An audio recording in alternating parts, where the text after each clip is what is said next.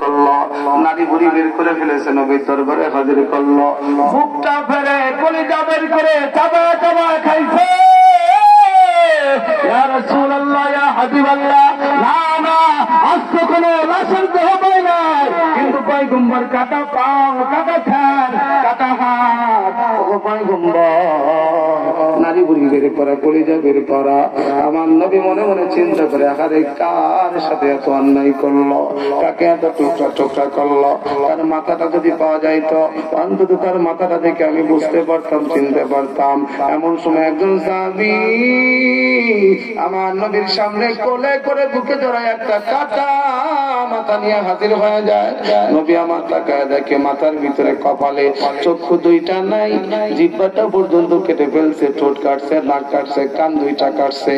ওই হিন্দার দলেরা তখন কাফের বেঈমান, এই নবীর প্রিয় সাহাবী চোখ দুইটা উঠায়া কান কেটে, নাক কেটে, জিহ্বার ঠোঁট কেটে সেলাই করে করে গলার মালা বানায় নৃত্য করে, নাচে, আনন্দ করি। আমার নবী ডাক দিয়ে আল্লাহ, কার লাশটার সাথে এমন কঠিন আচরণ করলো? নবী আমার ভালো করে তাকায় দেখে, এই চেহারাটাই, মাথাটা দুনিয়ার আর কারো মাথা নয়, এই মাথাটা তো আমার আপন চাচা আমির হামদার মাথার মতো মনে হয়। একটা চিৎকার দিয়ে কান্দে আর ডাকতে বলে, আল্লাহ, আমার বাবা আব্দুল্লাহকে কোনোদিন দেখি নাই। আমার দাদা ভাই বলেছে, ও নাতি ভাই মোহাম্মদ, এই জমিনে তোমার বাবাকে কোনোদিন দেখো নাই, কিন্তু তোমার চাচা আমির হামদার দিকে তাকাও, তোমার বাবার চেহারা আমির হামদার চেহারা অবিকল একরকম। ধরে কোন মারা খাবা। আল্লাহ গো, এই চাচা আমার নিজের সন্তানের থেকে আমাকে বেশি ভালোবাসি। আমার ওই কলিজার টুকরা চাচা এইভাবে ক্ষত বিক্ষত টুকরা টুকরা করলো। আল্লাহ গো, তুমি হানজালাকে এই ময়দানের ভিতরে জান্নাতের পানি দিয়া গোসল করা পুরস্কৃত করছো। আমি নবীজি জানতে চাই, আমার চাচা আমির হামজাকে তুমি আজকে কি পুরস্কার দিবা? আমার আল্লাহ ডাকতে বলে, ওকে নবীজি টেনশন করবেন না, আপনার চাচা আমির হামজা জান্নাতের ভিতরে যত শহীদ থাকবে সমস্ত শহীদের লিডার বানায় দিলাম। মারহাবা বলেন। এই জন্য আল্লাহ রাস্তায় জীবন দিলে তার কোনো লস আছে? সাহাবারা বুঝছে যে আল্লাহ রাস্তায় জীবন দিলে কত লাভ, কত ফজিলাত। এই জন্য তারা হাসতে হাসতে জীবন দিয়ে দিচ্ছে। আরে ফাঁসির রশি তাদের কাছে মনে হয়েছে ফুলের মালা। সুবহানাল্লাহ বলেন। আর একজন সাহাবীর ঘটনা মনে পড়ছে, বলবো? সাদে সলবি রাদিয়াল্লাহু আনহু, কালো, একেবারে বিশ্রী, আলকাতরার মতো কালো, দেখছি পাতিল তার তলার মতো কালির মতো কালো। আমাদের গ্রামগঞ্জে বলে কালু কালু কাইল্লা, ঠিক কিনা বলেন? এরকম কালো একজন সাহাবী নবীর দরবারে এসে দাঁড়িয়েছে।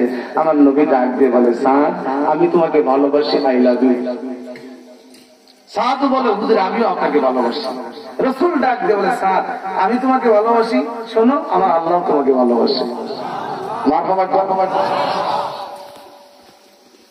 আর তোমার জন্য জান্নাত অপেক্ষা করতেছে। সাদে সলবি তখন ডাক দিয়ে কয়, হুজুর আপনিও ভালোবাসেন, আল্লাহও ভালোবাসে, আমার জন্য জান্নাত অপেক্ষা করে, তাহলে তো হুজুর আমার টেনশন নাই, আমার জন্য জান্নাতের হুরে গেলমানরা অপেক্ষা করতেছে। এই ভাই কালা ভাই, সব ঠিক আছে, খালি ইকোটা একটু কমায় দাও, একটু বেশি কমায় না, একটু কমাও। আপনিও ভালোবাসেন, আমার আল্লাহও ভালোবাসে, তাহলে আমার জন্য কি আছে? জান্নাত। সুবহানাল্লাহ বলবেন না? জান্নাত আছে, তাহলে তো জান্নাতের হুর আমার জন্য আছেই। এই দুনিয়াতে মদিনার কোন বাবা তার মেয়েকে আমাকে বিবাহ দিতে চায় না, কোন যুবতী আমাকে পছন্দ করে না। অসুবিধা নাই, জান্নাতে তো হুর আছে। নবী ডাক দিয়ে কয়, তোকে বললাম আমি ভালোবাসি, আমার আল্লাহ তোকে ভালোবাসে, আর তুই জান্নাতে পাবি, তুই আবার বিয়ের গল্প ঢুকালি কেন? তার মানে যার বিবাহের বয়স হয় ও দেখবেন বিভিন্ন অ্যাঙ্গেলে আব্বা আমারে বোঝায় যে আমার বিয়ে করা দরকার। ও কুড়াল একটা নিয়ে যাইতেছে, কিরে তুই কুড়াল নিয়ে কই যাস? আব্বা আমার এত বড় খাট লাগবে না, এটা কেটে ফেলবো। তার মানে এই খাটে আর একজন দরকার, ঠিক ধরে খান। কিন্তু বাবা বুঝতে চায় না, ও কবে চাকরি করবে, কবে ব্যবসা করবে, প্রতিষ্ঠিত হবে, নিজের পায়ে দাঁড়াবে। আচ্ছা, আপনার ছেলে কি আর একজনের পায়ে দাঁড়ায় থাকে? তার মানে বাবা বুঝাইতেছে ও রিজিক করতো, চাকরি বাকরি করে না, কি খাওয়াবে? খাওয়ানোর মালিক কি আপনার ছেলে না আল্লাহ? আরে ধরে পান, অফিস সবাই রিজিক হুকুম, খাওয়ানোর মালিককে। খাওয়ানোর মালিক যদি ব্যবসায়ী হতো, টাকাই হতো, তাহলে কত টাকাওয়ালা মালিক আছে এই দুনিয়াতে, খাইতে পারে না। ইচ্ছে করলে স্বর্ণ দিয়ে চাউল বানায় ভাত খাবে, এই ক্ষমতা তার আছে। কিন্তু ডাক্তারের কাছে গেছে, ডাক্তার বলছে শোনেন আপনি যদি বাইরে থাকতে চান তাহলে প্রতিদিন সকালে খাবেন রুটি।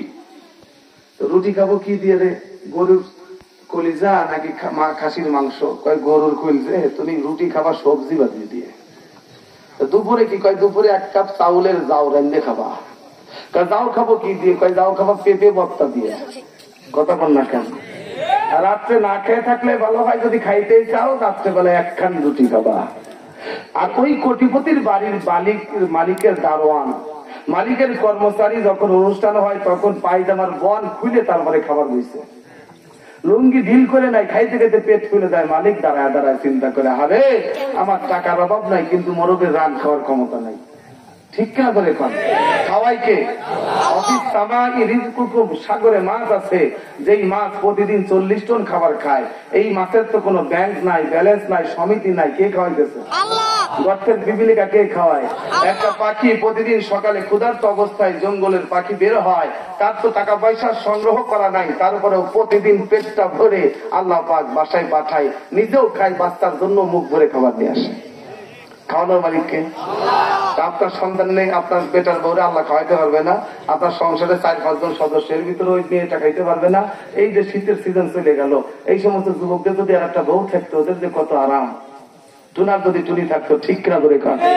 এখন বউ নাই, মনের ভিতরে অনেক দুঃখ, এই জন্য দুঃখ ওরা গান গায়। বউ না থাকিলে শীতের দিনে দাদা কেমন কইরা ঘুমাই রে, যার বউ নাই ঘরে সে জানি। ওই দেখেন যুবকদের ঠিকের সাইজ দেখেন, তার মানে ওদের বউ লাগবে। ঠিক কিনা রে যুবক? এই রাস্তা যারা আছেন তারা খেয়াল করবেন। আপনি তো ঠিকই 20 বছরে কাম সারছেন।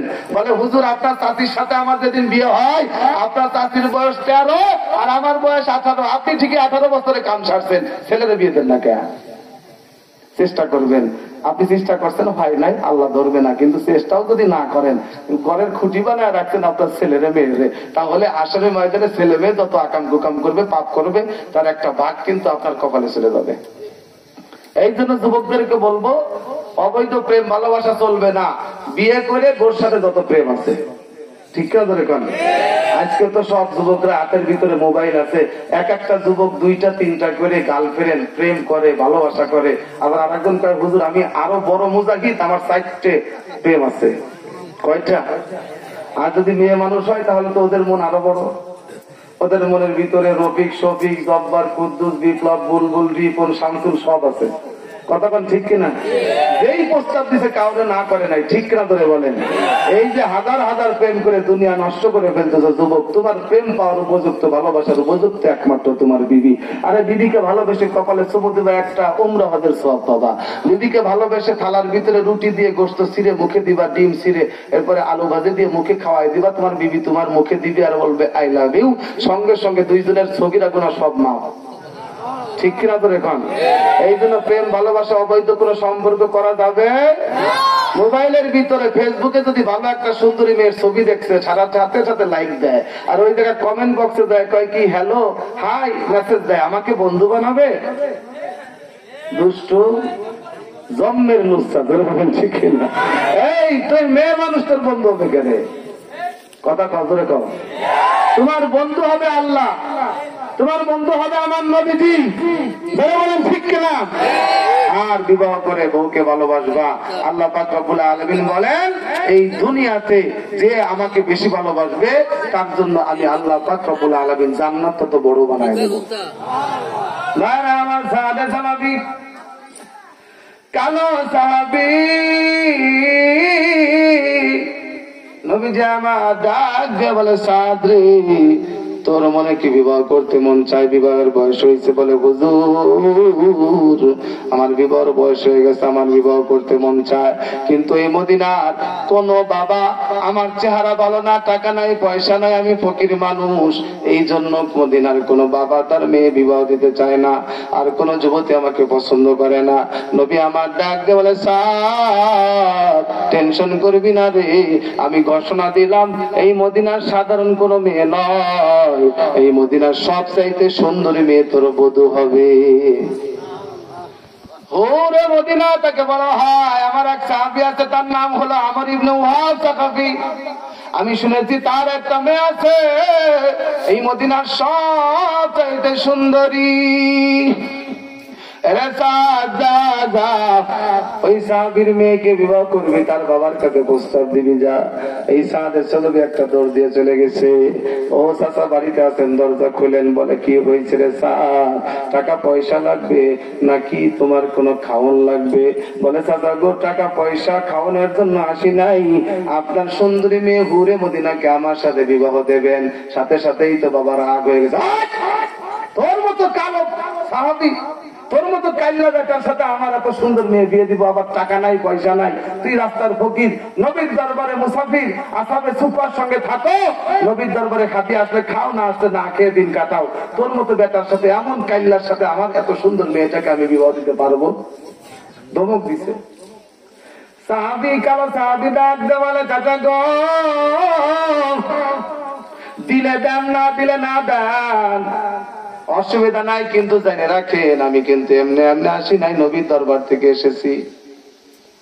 আর আল্লাহর নবী বলেছে আমি জান্নাতি, আমার রাসূল ভালোবাসে, আমার আল্লাহ ভালোবাসে। আপনার মেয়ে না দিলেও জান্নাতের হুরে গেলমান আমার জন্য অপেক্ষা করে।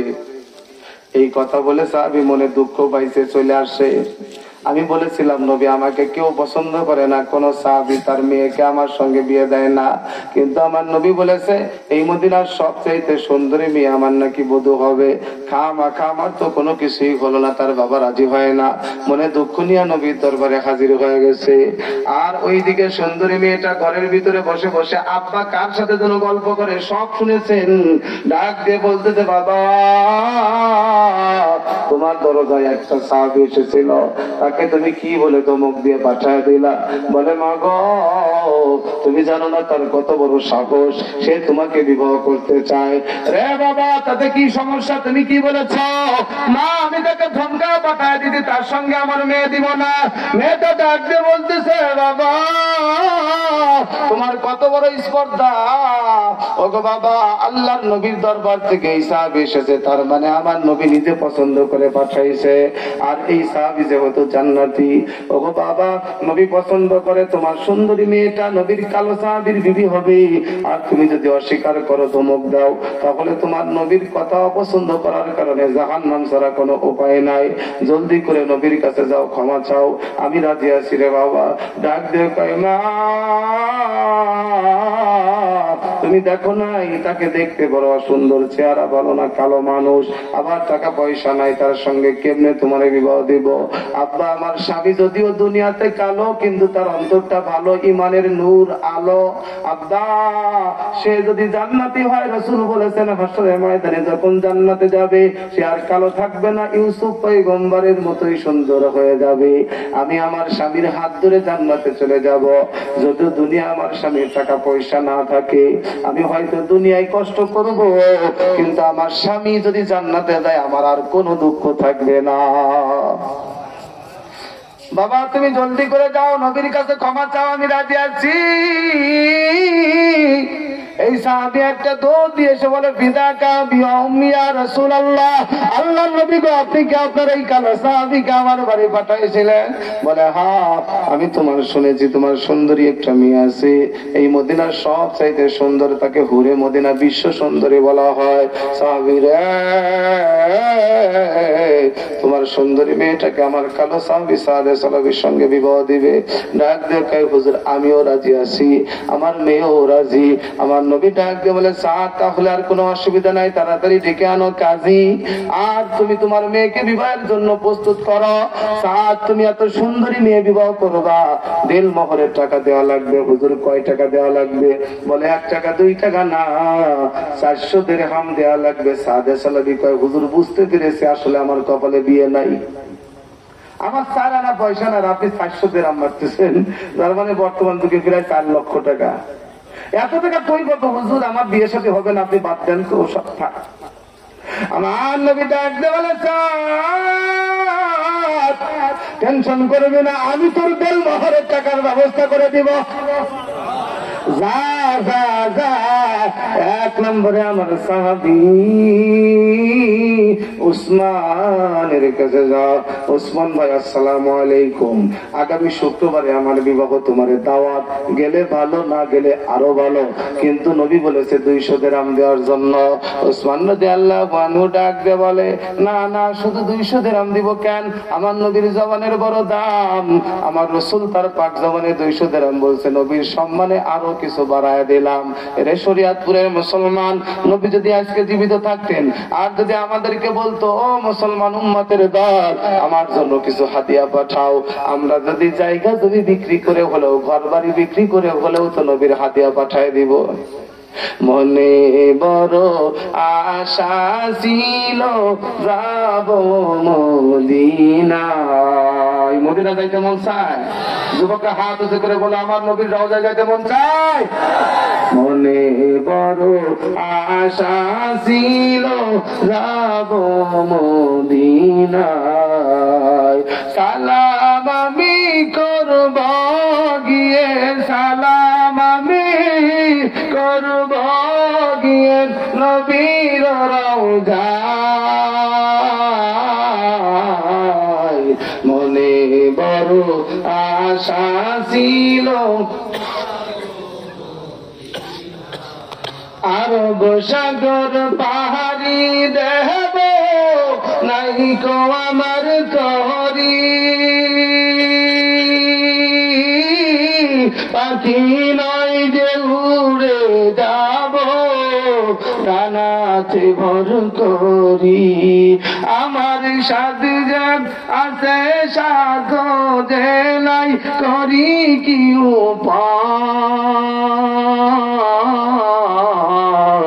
মনে বড় আশা ছিল যাব মদিনায়, জোরে মনে বড় আশা ছিল যাব মদিনায়।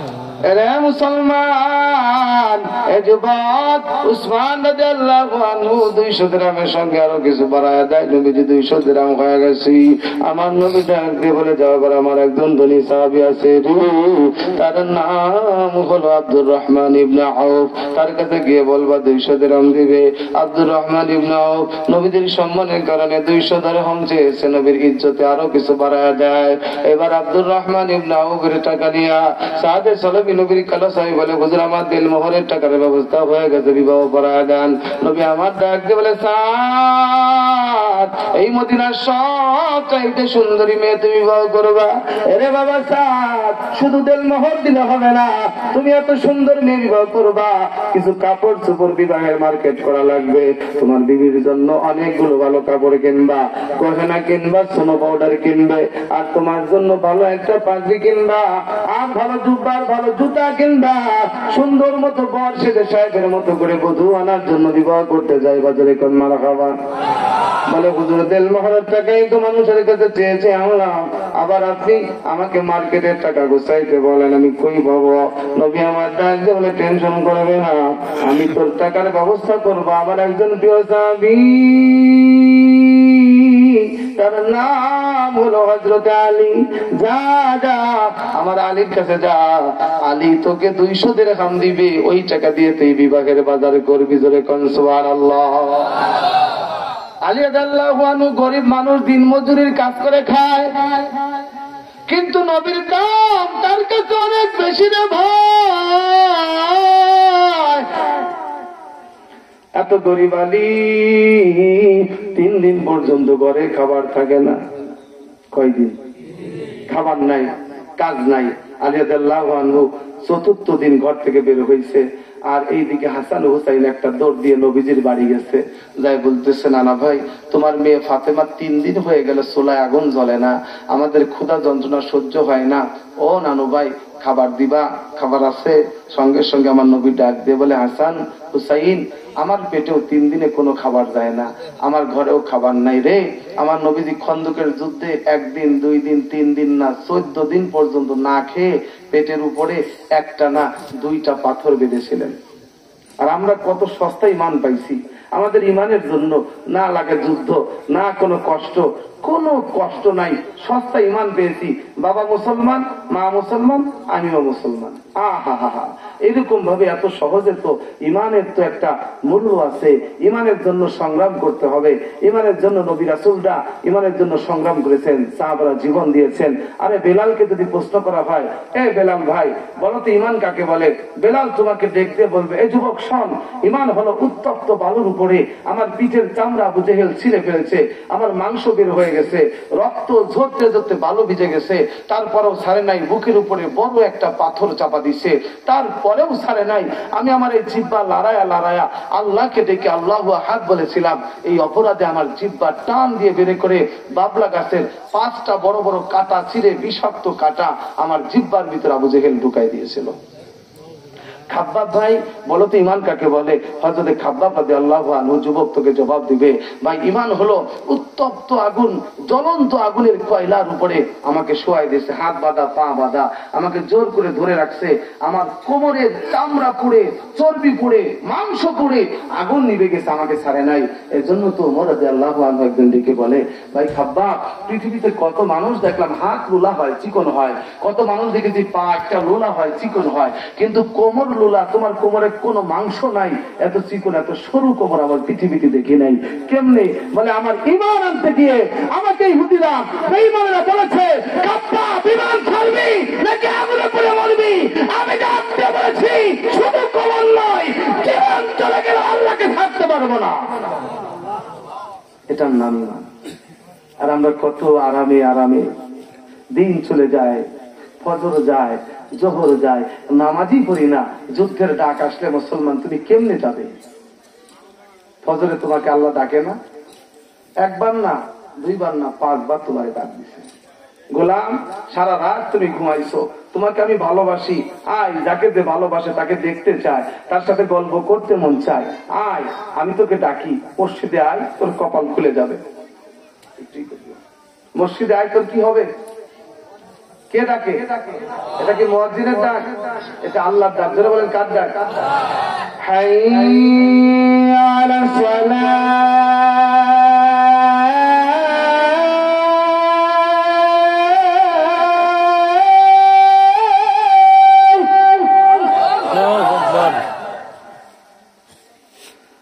হাইয়া আলাস সালাহ,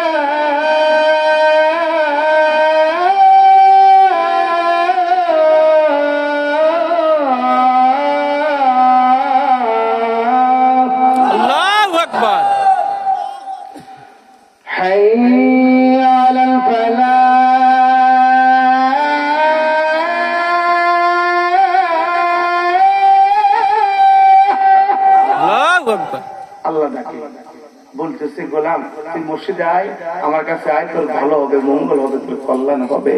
সারা রাত তুমি ঘুমাইছো, তোমার সাথে আমার গল্প হলো না, কথা হলো না, এখন মসজিদে আসলে তোর সাথে আমার গল্প হবে। বান্দা নামাজে দাঁড়ায়, সেজদা দেয়, সরাসরি আল্লাহর সাথে বান্দার কথা হয়। আল্লাহ ধরে বলতে পারলেন না? এই জন্য আমি আমার যুবকদেরকে বলবো, যুবক ভাই ওয়াজ সারা রাত তো শোনা যাবে, কিন্তু যদি একটা যুবক আজকে নিয়ত করে, হুজুর ইনশাআল্লাহ 5 ওয়াক্ত নামাজ পড়বো, কেন তুমি নামাজ পড়বে না? কেন তোমার রবের দিকে তুমি আসবে না? তুমি কি শয়তান ধোঁকা দিয়ে বলে, এরে যুবক তোর কি নামাজের বয়স হয়েছে? তোর বাবা 60 বছরে নামাজ শুরু করছে, তোর তো মাত্র 20 বছর 25 বছর। আর যুবক তোমার কাছে গ্যারান্টি আছে তুমি যে 60 বছর বাঁচবে? তোমার মতো কত যুবক রাস্তায় বের হয় মোটরসাইকেল নিয়ে, এরপরে ট্রাকের তলে চাপা করে দুনিয়া থেকে বিদায় হয়ে যাচ্ছে। কত যুবকের প্রতিদিন মৃত্যুর খবর পাওয়া যায়, রাত্রে ঘুমায় জীবনে কোনোদিন চোখ খুলে দেখতে পারে না। কথা বলে যুবক ঠিক কিনা? তাহলে তুমি আর আমি কোন আশায় বসে আছি? আমাদের পরকাল যাওয়া লাগবে না? ওই কবর আজকে যদি আমার ঘরের ভিতরে মৃত্যু হয়, আমাকে টানতে টানতে চেষ্টায় বের করবে ঘরের ভিতর থেকে। এরপরে দুনিয়ার মানুষ মসজিদ থেকে খাটিয়া পালকি নিয়ে যাবে, বাড়ির উঠানের উপরে আমার লাশটা রেখে তার উপরে মশারি টানায় খাটের উপরে চড়াইয়া বড়ই পাতা খুঁজে বের করে গরম পানি দিয়ে আমাকে গোসল শুরু করবে। একবার ডান পাশে পানি দেয়, আবার বাম পাশে দেয়। আর একজন ডেকে বলে, গোসল কমপ্লিট হলে জলদি করে গাওটা মোছা দাও। এর গায়ের ভিতরে কত সুন্দর সুন্দর, কত ঢকের ঢকের যুবক পোশাক পরছো। ও যুবতী বোন, কত পোশাক তুমি পরছো। কিন্তু ওই দিন আমি আর তুমি আর এই যে গায়ের সুন্দর পোশাক, একটা পোশাক আমার তোমার গায়ের ভিতরে থাকবে না, এইগুলো কিন্তু টেনে টেনে সব খুলে ফেলে দিবে। ডাক দিয়ে বলে, কোমরে একটু হাত দিয়ে দেখো তো কোমরের ভিতরে আবার কোনো কালো সুতা আছে নাকি। এই কালো সুতাটাও টান দিয়ে ছিঁড়ে ফেলে দিবে। সাদা 3 টুকরা কাপড়, পুরুষ হইলে সাদা 3 টুকরা কাপড়, নারী হইলে 5 টুকরা, এর বেশি কিছুই না। ওরে 3 কাপড়ে পুরুষ বিদায়, 3 কাপড়ে পুরুষ বিদায়, 5 কাপড়ে নারী। 2 দিনের এই দুনিয়াতে কিসের বাহাদুরি রে মানুষ, কিসের বাহাদুরি। এবার কাপড়ে কাপড় পরাইয়া পায়ের কাছে একটা মোচড় দিছে, মাথায় একটা মোড়া দিছে, লজেন্সের মতো চকলেটের মতো প্যাকেট বানায়া কবরের দিকে রওনা করছে। পিছনে কলিজার টুকরা সন্তানগুলো আব্বু আব্বু বলে কান্দে। আরে বিড়ি কাঁদতে কাঁদতে বেহুশ হয়ে পড়ে যায়। বাবা বুকের উপরে থাকতে কান্দে, মা কাঁদতে কাঁদতে চোখের পানি শেষ করে ফেলে। সবাই দুনিয়ার মানুষ কান্দে, কিন্তু কবরের দিকে যখন রওনা করবা কবরের দিকে যখন রওনা করছে, আমার কবরের ভিতরে কেউ আমার সাথী ভাই নাই। কথা বল, একা একা যাবো যুবক। ওই কবরে নামাজ ছাড়া তোমার বাঁচার উপায় আছে? এই জন্য যুবক ভাইরা আজকে যদি একটু নিয়ত করতে পারো, হুজুর ইনশাল্লাহ যা করেছি সামনে থেকে আর নামাজ ছাড়বো না, শুরু করতে হবে। 5 ওয়াক্ত নামাজ শুরু করবো ইনশাল্লাহ। কারা কারা রাজি আছে আল্লাহকে হাত দেখানোর জন্য?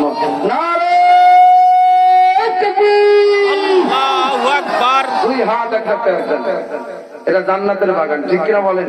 হুজুর দেখবেন তো বাগানের ফুলগুলো কেমন দেখা যায়। মুঠ বাগান খুলেন খুলেন, কি সুন্দর পরিবেশ। মুঠ বাগান আবার একসাথে খুলবো। মুঠ বাগান সবাই একসাথে খুলেন। কি সুন্দর এক জান্নাতের পরিবেশ।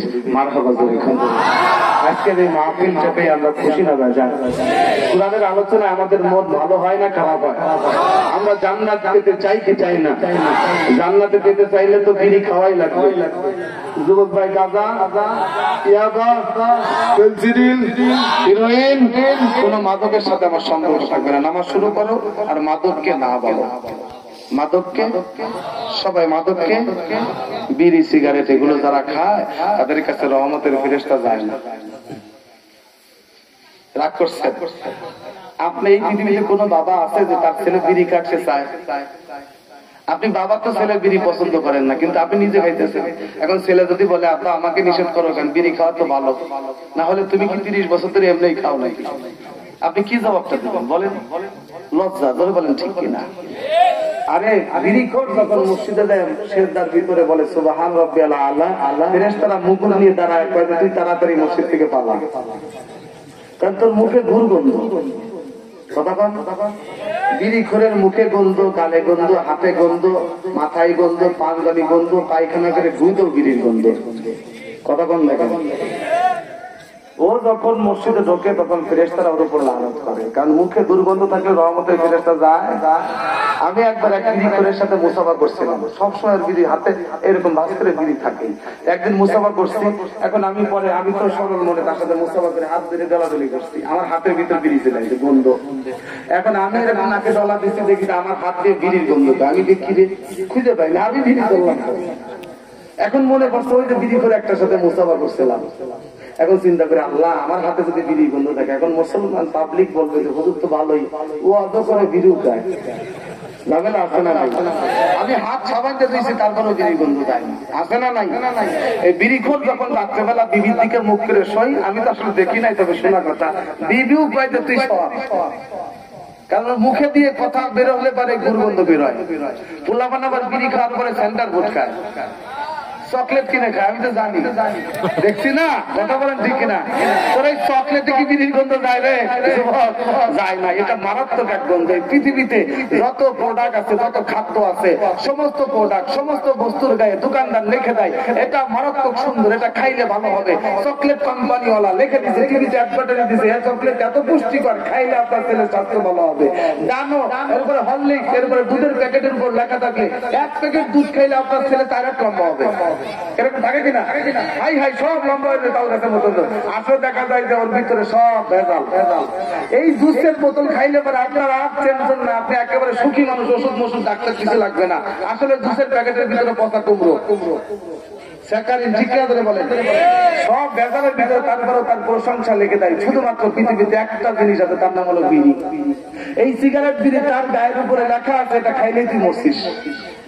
এত ভয়ঙ্কর আকারে তার উপরে ক্যান্সারের রোগ দেয়, তারপরেও পাবলিক টাকাতে এগুলো কিনে খায়। নাউজুবিল্লাহ করে রাগ হয়েছেন। এক পাগলাই বাথরুমের ভিতরে দোকান থেকে একটা রুটি, পাউরুটি নিয়ে বাথরুমের ভিতরে বসে বসে ছিঁড়ে ছিঁড়ে খায়। আর এক ভদ্রলোক দেখে বলতে যায়, পাগলা বাথরুমের ভিতরে রুটি ছিঁড়ে খাও, এটা কি রুটি খাওয়ার জায়গা? বলে আমার টাকা দিয়ে আমি খাই, তোর বাপের কি? বেশি কথা কইলে রুটিতে মাখাই খাবো। এখন আপনারা যদি বলেন হুজুর আমার টাকা দিয়ে আমি বিড়ি খেয়ে খাই, আমি সিগারেট আমার বাপের টাকায় দেখি নাকি, আপনি বলার কে? তাহলে তো হবে না। যুবক ঠিক কিনা বলো? এই জন্য মাদককে না বলতে হবে। বিড়িখোর বন্ধুর সাথে সম্পর্ক থাকবে না। যে নামাজ পড়ে না তাকে নামাজের জন্য দাওয়াত দিবে, নিজেও নামাজ পড়বে, বন্ধুকে নামাজের জন্য দাওয়াত দিবে। ঠিক কিনা বলো? আর মাদকের সাথে আমাদের কোন সম্পর্ক, মাদক কোন সন্তানের ভিতরে যদি ঢোকে, কোন পরিবারের কোন একটা সন্তান যদি নেশাগ্রস্ত হয়, ওই পরিবারটা ধ্বংস করার জন্য একাই যথেষ্ট। এই জন্য কলিজার শোনা বন্ধু আমার, মাদককে রাজি আছো? আর নামাজ শুরু করবো ইনশাআল্লাহ। ঠিক আছে আমার যুবক ভাইরা, আমার মুরব্বী বাবারা, আলী রাদিয়াল্লাহু আনহুর ঘরের ভিতরে কয়দিন খাবার নাই? 3 দিন পর্যন্ত খাবার নাই।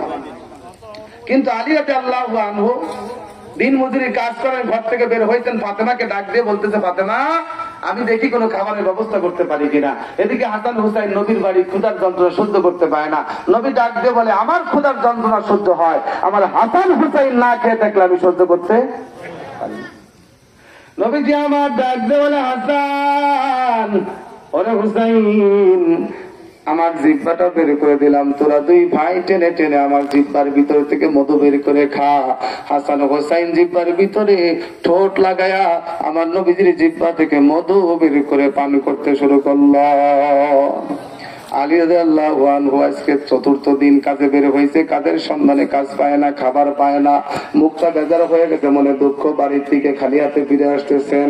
এইদিকে ফাতেমা রাদিয়াল্লাহু আনহা জানালা দিয়ে উকি মেরে দেখতেছেন, আমার কলিজার টুকরা স্বামী জান শূন্য হাতে খালি হাতে ঘরে আসতেছে, মনটা তার বেজার দেখা যায়। এই জন্য ফাতেমা রাদিয়াল্লাহু আনহা দরজার সামনে দাঁড়ায় মনে মনে চিন্তা করে, আমার স্বামী ঘরে ঢুকলে এত সুন্দর ভাবে তার সাথে কথা বলবো যেন তার মনে কোনো দুঃখ না থাকে। কারণ 4 দিনে হয়ে গেল, আজও কোনো খাবার আনতে পারি নাই। আমার হাসান হুসাইনের কি হবে, ফাতেমা কি খেয়ে থাকবে, কষ্ট হবে। এই জন্য স্বামীর মনে কি দুঃখ, কষ্ট। ফাতেমা রাদিয়াল্লাহু আনহা টের পাইছেন যে স্বামী তো কোনো ব্যবস্থা করতে পারে নাই, এই জন্য তার মনে দুঃখ। এই জন্য ফাতেমা রাদিয়াল্লাহু আনহা নিজেকে তৈরি করতেছেন, স্বামী আসলে তার সাথে হাসি মুখে কথা বলবো যেন দুঃখ চলে যায়। দরজা খুলে ডাক দিয়ে বলে, স্বামী যান আপনার মনে দুঃখ মনে হয় কেন, মুখটা ভার কেন?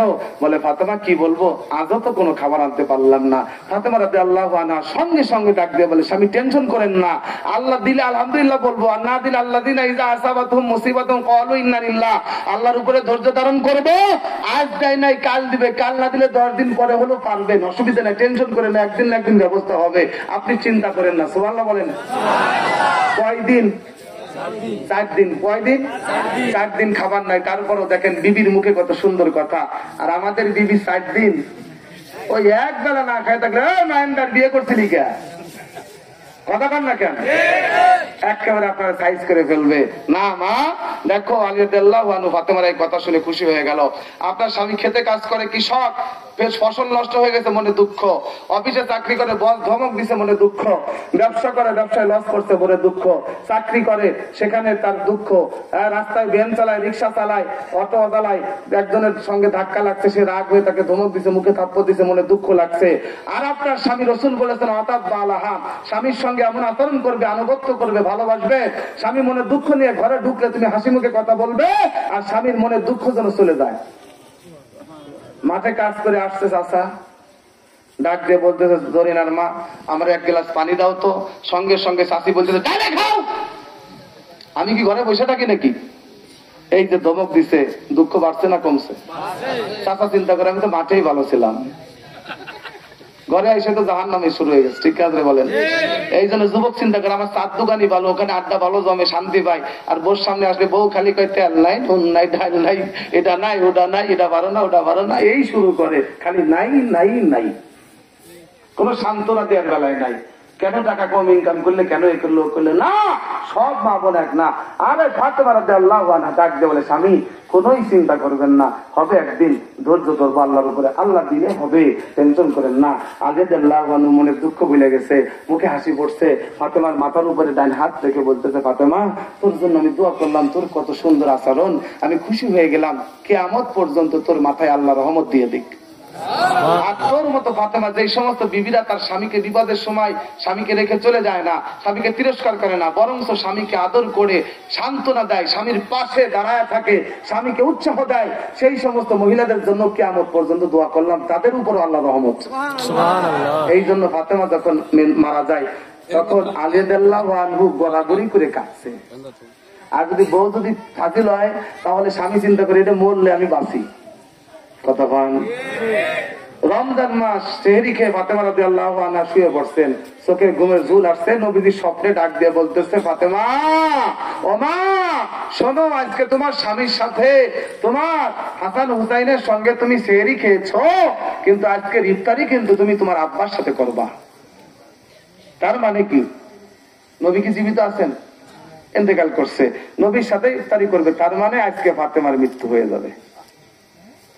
ফাতেমা রাদিয়াল্লাহু আনহা প্রতিদিন ফজরের নামাজ পড়ে যায়, নামাজের উপরে বসে বসে তাসবিহ পড়ে, জিকির করে, কোরআন তেলাওয়াত করে, সূর্য উঠলে পরে ইশাক নামাজ পড়ে, তারপরে যায় নামাজ ছাড়ে।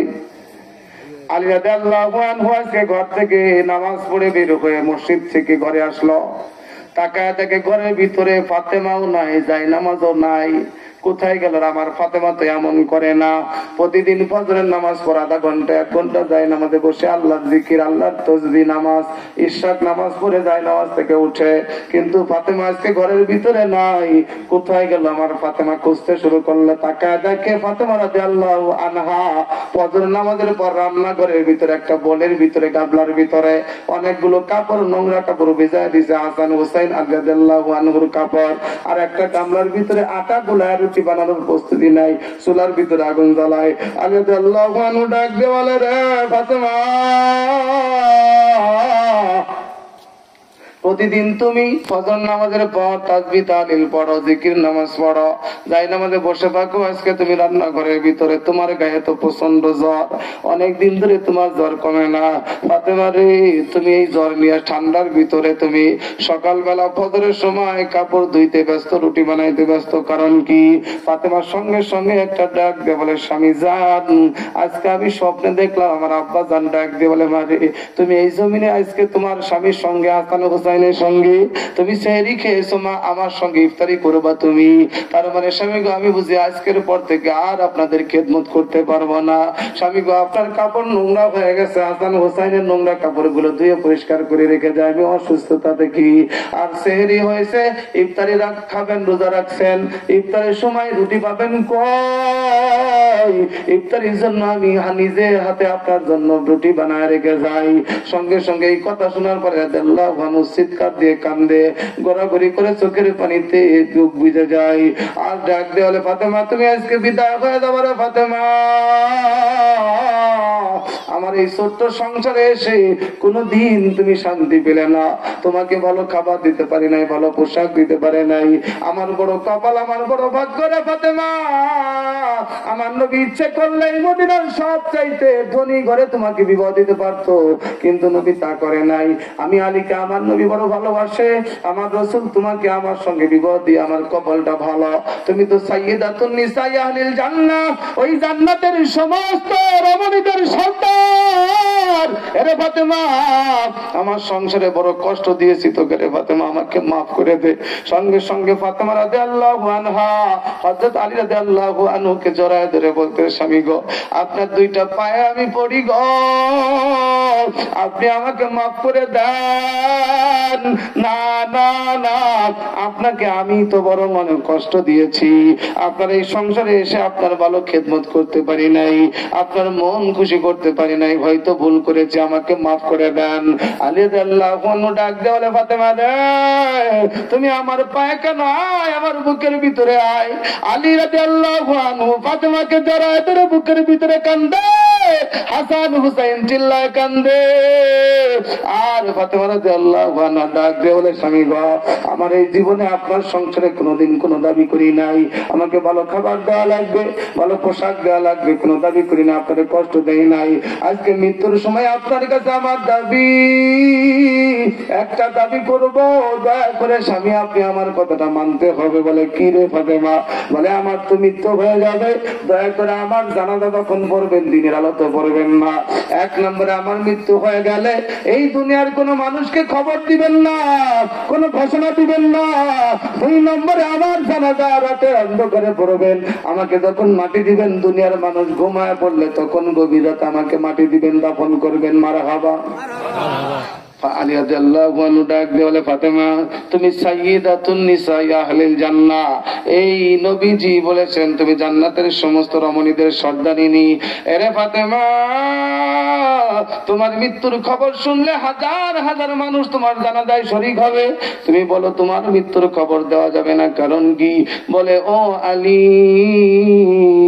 স্বামী জান গো, কারণ হলো আমি আমার বাবার কলিজার টুকরা ফাতেমা, আমার জীবনে কত সুন্দর পর্দা করে চলেছি, আপনার সংসারে এসেছি, আপনার সঙ্গে আমার আব্বু আমাকে বিবাহ দিয়েছেন, আপনার ঘরের ভিতরে জীবন কাটা দিলাম, কোনদিন পথে ঘাটে বেপর্দায় বের হয় নাই, এই জমিনের কোন পরপুরুষ আমার চেহারা দেখে নাই। আমি চাই না মৃত্যুর উপরও আমাকে কেউ বুঝতে পারো।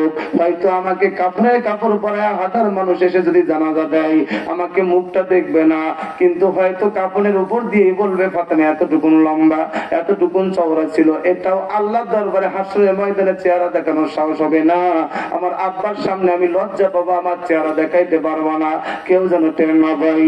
আমার ভাইরা রাদিয়াল্লাহু আনহু ইন্তেকাল হয়ে গেছে, বুকটা ভেঙে যায়, প্রিয়তমা স্ত্রী ইন্তেকাল হয়ে গেছে, আলী রাদিয়াল্লাহু আনহু রাত্র হয়ে গেছে।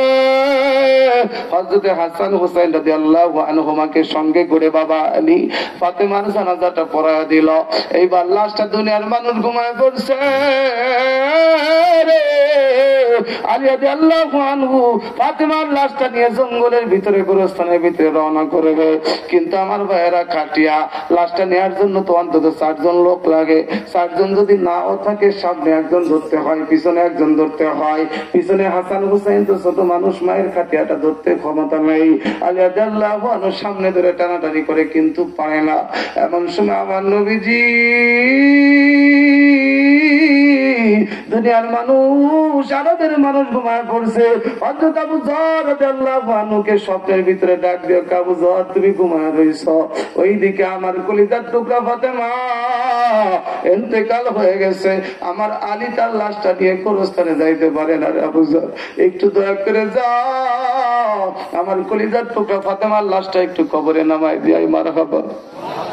ও মা, আহসানাত ফারজাহা, লজ্জা স্থানের হিফাজত। আমার রাসূল বলেছেন, যেই নারী 4টা কাজ করবে, ইযা সাল্লাত মারাতু খামসাহা ওয়া সামাত শাহরাহা ওয়া আতাত বালাহা ওয়া আহসানাত ফারজাহা, নামাজ পড়বে, 5 ওয়াক্ত রোজা রাখবে, 30টা রমজানের রোজা। আর যেই মহিলা স্বামীর আনুগত্য করবে, স্বামীকে মান্য করবে, স্বামীকে নিজের থেকে বড় মনে করবে, স্বামীর উপরে মাতবাড়ি করবে না, এবং লজ্জা স্থানে হিফাজত, তার মানে পর্দা করে চলবে। আল্লাহ রাসূল বলেন, হাসরের ময়দানে 8টা দরজা জান্নাতের খুলে যাবে, যেইটা পছন্দ হয় ওইটা দিয়ে ওই নারী যাইতে পারবে। মা বোনদের কয় কাজ? সবাই বলেন 4 কাজ। 5 ওয়াক্ত নামাজ, রমজানের রোজা, স্বামীকে মান্য করা, স্বামীর উপরে মাতবাড়ি করা যাবে না, স্বামীকে মানানো লাগবে না, আপনি স্বামীকে মানবেন, স্বামী যেটা বলে ওইটাকে প্রাধান্য দিবেন। আর লজ্জা স্থানে হিফাজত। মা, স্বামী বিদেশ থাকে, স্বামী ঢাকা চাকরি করে, আপনি মোবাইলের ভিতরে অন্য কোন যুবকের সাথে, টিমোর ভিতরে কোন সময় কোন যুবকের সাথে কথা বলা যাবে? ধরে বলেন। তাহলে রাসূল বলেছে তোমার কপাল খুলে যাবে। এই দুনিয়া হয়তো একটু কষ্ট হতে পারে, মা আপনি ধৈর্য ধরবেন, স্বামীর আমানতের খেয়ানত করবেন না, আল্লাহ আপনার জন্য জান্নাত রেডি রাখছে। সুবহানাল্লাহ। তো নবীজি হযরতে সাহাবে সালাবি, কালো সাহাবী মনে আছে কিনা আপনাদের? ওই মার্কেট করার জন্য টাকা লাগবে, কয় টাকা? 200 দিরহাম। কার কাছে পাঠায়? নবীর গরিব সাহাবী আলীর কাছে পাঠাইছে। আলী রাদিয়াল্লাহু আনহু গরিব, কিন্তু যত কষ্টই হোক রসুল বলেছে সাদের হাতে 200 দিরহাম দিয়ে দিছে। সাদ সালাবী বিবাহের জন্য তেলমোহর পাইল 400 দিরহাম, নিজের মার্কেট করার জন্য 200 দিরহাম ব্যবস্থা হলো। নবী ডাক দিয়ে বলে, সাদ মদিনার সব চাইতে ভালো মার্কেটে যাইবা, বাজার করবা, ভালো ভালো পোশাক কিনবা। সাদে সালাবী মার্কেটে চলে গেছে। দোকানদার ভাই, আমার বিবির জন্য নবী বিবাহ ঠিক করছে, বিবির জন্য কাপড় দাও, গহনা দাও, সোনো পাউডার দাও, আমার জন্য পাগড়ি দাও। দোকানদার ভাই, আমার জুতা দাও, আমার জুব্বা দাও। সব মার্কেট কমপ্লিট করে মার্কেট থেকে ব্যাগটা হাতে করে বের হয়েছে। এমন সময় মদিনার অলিতে গলিতে কে যেন ডাক দিয়ে বলে, কে রে, আয় নবীর খাটি আসে কার, নবীর জন্য রক্ত দিবি, জীবন দিবি। নবী যুদ্ধের ময়দানে যায়, জিহাদ করতে যায়, জলদি করে আয়, নবীকে ভালোবাসো। সাদে সালাবীর কানের ভিতরে এই কথা গেলে পারে, সঙ্গে সঙ্গে মার্কেটের ব্যাগটা নিয়ে আবার দোকানে চলে যায়। দোকানদার ভাই, আমার কাপড়গুলো ফেরত নাও, আমার টাকাগুলো দিয়ে দাও। বলে, কেন রে সাদ, এই মাত্র বিবাহের মার্কেট করে কত আনন্দ, তোমার বিবাহ ভেঙে গেল নাকি, কোনো সমস্যা হলো নাকি? না না না, এর দোকানদার ভাই, আমার বিবাহ ভাঙে নাই, আমার কোনো সমস্যা নাই, কিন্তু আমি মার্কেট করে যখন বেড়ে ফেলাম, কে যেন ডাক দিয়েছে, আমার নবী জিহাদের ময়দানে। আমি বিবাহ করার জন্য শ্বশুর বাড়ি বর্ষে যা আনন্দ করতে যাব, আর আমার পয়গম্বর জিহাদের ময়দানে কাফেরদের হাতে মার খাবে। আমি খাঁটি আশিক হতে পারবো না, আমি তো আমার নবীর জন্য জীবন দিতে রাজি আছি। আমার বিবি আগে না, আমার রসুল আগে, আমার আল্লাহ আগে। একটা দৌড় দিয়ে দোকানদারের কাছ থেকে টাকা নিয়ে তরবারি দোকানে যায়, তরবারি কিনছে। আর একটা দোকানের ভিতর থেকে বড় একটা কালো চাদর কিনছে, কাপড় দিয়ে, কালো কাপড় দিয়ে পুরো শরীরটা পেঁচায় পেঁচায় ডাকছে, কোনো চেহারা দেখা যায় না। ঘোড়ার উপরে টকবক করে রওনা করছে সাদ। যুদ্ধের ময়দানে কাফেরদের সামনে যখন দাঁড়া যায়, আমার পয়গম্বর ডাক দিয়ে আশ্চর্য হয়ে গেল। ডাক দিয়ে বলো, সাহাবারা তাকায় দেখ, ওই যে কালো কাপড় দিয়ে ঢাকা, এই লোকটাকে রে মুসলমানের পক্ষে যুদ্ধ করে, কাফের বেঈমান হলে তো মুসলমানের পক্ষে যুদ্ধ করার কথা না। আর যদি তাতানাজ্জালু আলাইহিমুল মালাইকা, আসমান থেকে কোন আল্লাহ ফেরেশতা পাঠাবে, তাহলেও তো এমন কালো কাপড় দিয়ে ঢাকছে কেন, আমি তো বুঝতে পারি না, চিনতে পারি না, তোমরা চিনো? বলে, হুজুর তার চেহারাটা ঢাকা, তাকে দেখা যায় না, কেমনে আমি চিনব? এমন সময় কাফের বেঈমানরা চতুর্দিক থেকে আক্রমণ শুরু করলো, ঘিরে ফেললো। সাদে সালাবীর গর্দানের উপরে একটা কোপ লাগে, বুকের ভিতরে তরবারি ঢুকা দেয়, হাতের ভিতরে আঘাত লাগে। সাদে সালাবী কোমরের ভিতর থেকে নাঙ্গা তরবারি বের করে যখন উঁচু করছে, আমার নবী ভালো করে তাকায় দেখে, দেখ দেখ তাকায় দেখ, আমার সাদের কালো হাতটা বের হয়েছে, মনে হইতেছে ওই চাদরের নিচে কালো হাতটা দেখা যায়, ওইটা দুনিয়ার আর কারো হাত না, ওইটা আমার কালো সাহাবী সাদের হাত।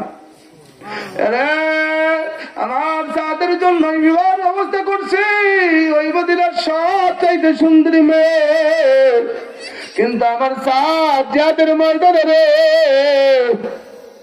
আক্রান্ত হয়ে গেছে, কত বিক্ষত শরীর নিয়ে সাদে সালাবী জমিনের উপরে ঢলে পড়ল। আমার পয়গম্বর ডাক দিয়ে বলে, সাহাবারা রে, জলদি করে যা, আমার সাদে সালাবীকে আমার কাছে নিয়ে আয়। নবীজি তার রানটা বিছায় দিছে, সাদে সালাবী তার মাথাটা নবীজি রানের উপরে উঠায় দিল, আমার নবীর রানটা বালিশ বানাই দিছে। সাদে সালাবী নবীজি রানের উপরে মাথা রেখে একটু আরাম পায়, মনের ভিতরে বড় শান্তি লাগে। আমার নবী ডাক দিয়ে কয়, সাদ তোমার তো আজকে বিবাহ, ওই মদিনার হুরে গেলমান তোমার জন্য বধূ সেজে অপেক্ষা করে, হাতে মেহেদির রং লাগাইয়া তোমার জন্য অপেক্ষা করে, কিন্তু তুমি যুদ্ধের ময়দানে কেন আসছো? ভালো কথা, সাদে সালাবী রে, তোমার পুরো চেহারা কালো চাদর দিয়ে কেন ডাকছো? তোমাকে চেনা যায় না। সাদে সালাবী বলে, হুজুর এই কারণে আমার চেহারাটা ডাকলাম, আপনি নিজে আমার বিবাহের ব্যবস্থা করছেন, আমাকে কত ভালোবাসেন, দেল মোহরের টাকা, মার্কেটের টাকা ব্যবস্থা করে দিচ্ছেন। ওগো পয়গম্বর, আমি সাদ আপনাকে আমার জানের চাইতে ভালোবাসি, নবীজি আমি মার্কেট কমপ্লিট করেছি। এমন সময় কে যেন ডাক দেয়, কয়, নবী গো, আপনি জিহাদের ময়দানে, আমি আপনার জন্য জীবন দিতে চলে এসেছি, আমার বিবির থেকে আপনার প্রেম আমার কাছে বড়। আমার নবী ডাক দিয়ে বলে, কালো কাপড় দিয়ে ডাকছো? কয়, হুজুর গো, আপনি যদি আমাকে চিনে ফেলেন দেখা যায় তাহলে হয়তো আপনাকে পাঠায়া দিবেন। সাদ তুমি বিবাহ করবো অপেক্ষা করে, তুমি পরবর্তীতে কোন যুদ্ধের ময়দানে তোমাকে ডেকে নিব, এই জন্য আমার চেহারা ডেকে ফেলেছি যেন আপনি আমাকে চিনে তারা দিতে না পারে। আল্লাহ আকবার বলবেন না? আরো জোরে আল্লাহু আকবার। এটা হলো ঈমান, এটা ঈমান যুবক, ঈমান। এই পৃথিবীতে আমি আর তুমি আল্লাহর রাস্তায় জিহাদ করতে করতে গাজী হয়ে বসতে হবে। আবার যদি মৃত্যু আসে আল্লাহর রাস্তায় জীবন দিয়ে শহীদ হয়ে বসতে হবে ইনশাআল্লাহ। ঈমানই চেতনা, ঠিক কিনা ধরে কান ভাইরা আমার। নবীজি আমার সঙ্গে সঙ্গে সাদে সলবি আঘাত লাগছে, গর্দান কাটছে, বুকে ছুরি ঢুকছে, চোখ আর তাকায় থাকতে পারে না, চোখ দুইটা বন্ধ হয়ে গেছে, নবীর কোলে মাথা রেখে শুয়ে রয়েছে। এমন সময় নবীজি সাদের এই প্রেম ভালোবাসার দৃশ্য দেখে চোখে পানি রাখতে পারে নাই, চোখের গরম পানি সাদে সলবির কপালে পড়ছে। সঙ্গে সঙ্গে সাদে সলবি চোখ দুইটা খুলে তাকায় দেখে নবীর চোখে পানি। নবী, আপনি কেন কান্দেন? আমি কি আল্লাহর দরবারে কবুল হয় নাই? আপনার চোখের ভিতরে পানি কেন রাসূল? আমার আল্লাহকে আমাকে কবুল করেন, আপনি কান্দেন কেন? আমার রাসূল ডাক দিয়ে বলে, সাদ, তোমাকে আল্লাহ কবুল করেছে, তোমার জন্য জান্নাত অপেক্ষা করতেছে। তোমার প্রেম ভালোবাসা দেখে আমি সহ্য করতে পারি নাই, তাই চোখে পানি আসছে।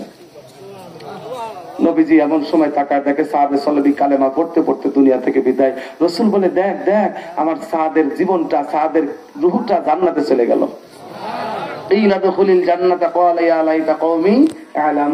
যারা আল্লাহর রাস্তায় শহীদ হতে পারবে তারা মৃত্যুর সঙ্গে সঙ্গে জান্নাতের পাখি হয়ে যাবে।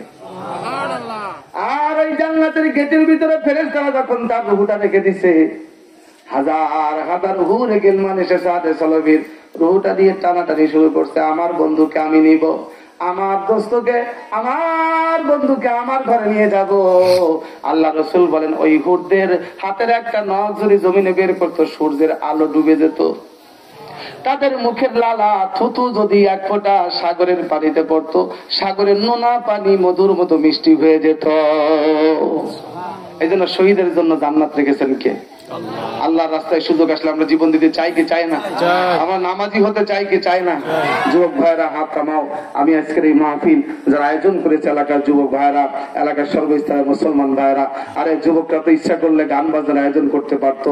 আজকে সমাজে কত গান বাজনা হয়, আজ থেকে 15 বছর 20 বছর আগেও তো আমরা দেখেছি সমাজে জারির গান, বিচার গান, এরপরে ব্যান্ডের গান, আলহাজ হযরত মাওলানা, এরপরে মমতাজ বেগম এসে নাচানাচি ছিল কি ছিল না? সেই গান বাজনা এখন নাই, যুবকরা লাথি মেরে তাড়ায় দিয়েছে। সিনেমা হল এখন বন্ধ হয়ে গেছে, এখন পাড়ায় পাড়ায় মহল্লায় মহল্লায় দেশের যুবকেরা কোরআনের তাফসীরের কায়েম করতেছে। যেই যুবকরা আগে টাকা পয়সা কালেকশন করে সমাজের ভিতরে গান বাজনা করত, সেই যুবকরা এখন মাহফিল করে আনন্দ পায়। মারহাবা বলবেন না? এমনও যুবক আছে এই মাহফিলের জন্য ছুটাছুটি করছে, 3 দিন এমনও চলে গেছে, এমনও দিন গেছে 3টা বেলা ঠিক মতো খাওয়ার সময় পায় না। মাহফিলের পরেশানি, টেনশন, দৌড়াদৌড়ি, এমনও দিন গেছে যে সে গোসল দেওয়ার টাইম পায় নাই। আর আমি সবচেয়ে খুশি হয়েছি, দেখেন এখানে ভলেন্টিয়ার যারা আছে, এলাকার যারা আয়োজক আছে, তারাও কিন্তু এখানে বসে পড়ছে। আগে আগে তখন এখানে রেডি করে থুয়ে দিয়ে ওরা বসে ওয়াজ শুনতেছে। আলহামদুলিল্লাহ, মারহাবা খান। এলাকার মানুষ ভালো, আমি এসে খুশি হয়েছি, অনেক ভালো লাগছে আমার। আমি খুশি, আপনারা বেজার হয়েছেন? আর একবার মারহাবা। এখনই মুনাজাত করবো তাবারক দিয়ে। তার আগে আমি সামান্য 5টা মিনিট আপনাদের কাছে 5-10 মিনিট পেয়ে আল্লাহর ঘর মসজিদের জন্য আপনাদের ইমাম ভাই, অত্যন্ত ভালো মানুষ আমার কালিমুল্লাহ ভাই, দীর্ঘদিন ধরে আমাকে দাওয়াত দিয়ে যোগাযোগ রাখছেন আমার সাথে। তিনি আলোচনা করে ডেট নির্ধারণ করেছেন এই মসজিদের জন্য। আসলে এইটাই তো মসজিদ না কালিমুল্লাহ ভাই?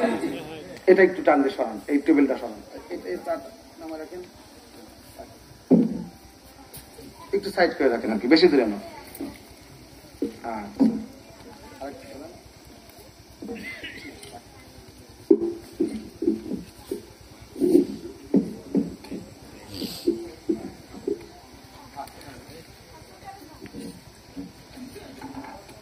এখন কালিমুল্লাহ ভাই আপনাদের ইমাম বলছেন মসজিদের জন্য একটু জরুরত আছে, সমস্যা নাকি, কিছু টাকা পয়সা প্রয়োজন আছে।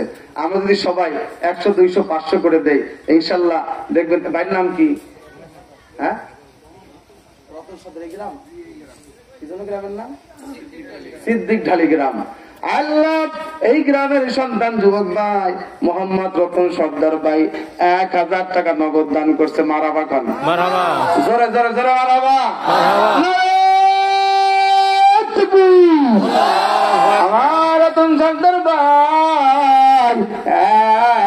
1000 টাকা দেয় আল্লাহ নতুন একটা নোট দিছে, লক্ষ কোটি টাকার মালিক করো, আপন বন্ধুরা কবর আছে মাফ করো, মনের নেক আশা পূর্ণ করো, বালা মুসিবত দূর করে মারহাবা।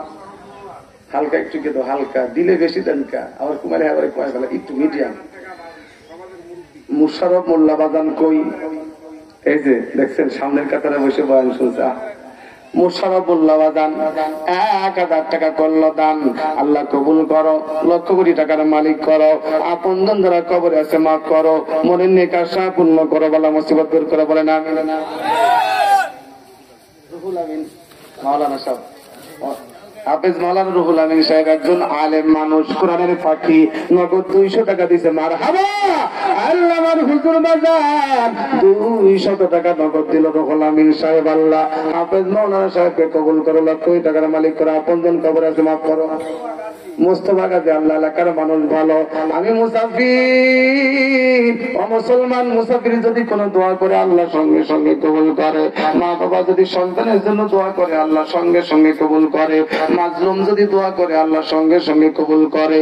আল্লাহ এটা কে দিল? মুশারফ গাজী নাকি মুসা মোল্লা কত দিছে?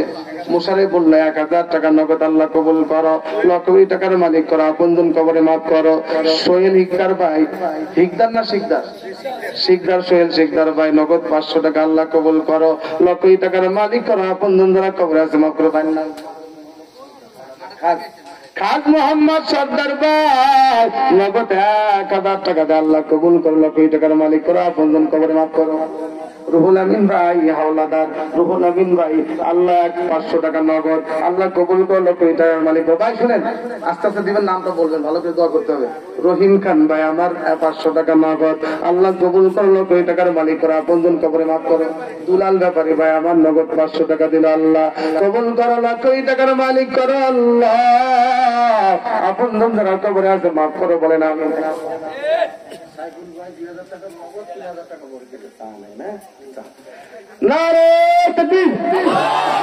আমার সাইফুল ভাই নগদ 2000 টাকা দেয়, আরো 3000 টাকা দিবে, মোট 5000 টাকা। মারহাবা।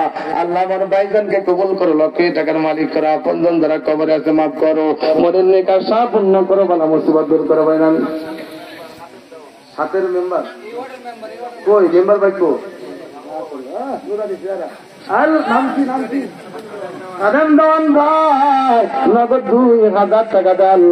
মৃত্যু পর্যন্ত জনগণের পাশে টাকা তৌফিক দাও, বালা মুসিবত হিফাজত করো, লক্ষ টাকার মালিক করো, আপনজন যারা কবরে আছে মাফ করো। সবাই জোরে জোরে বলেন আমিন।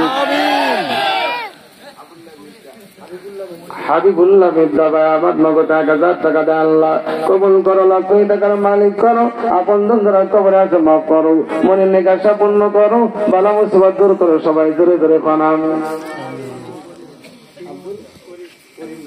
আজলা আমার আব্দুল করিম ভাই, কি সুন্দর নুরানি হাসি মুখে আমার আব্দুল করিম ভাই নগদ 500 টাকা দেয়, আল্লাহ কবুল করো, লক্ষ টাকার মালিক করো, আপনজন কবরে মাফ করে থাকে। আপনি সর্দার ভাই 1000 টাকা নগদ 500 পরে, আল্লাহ কবুল করো, লক্ষ টাকা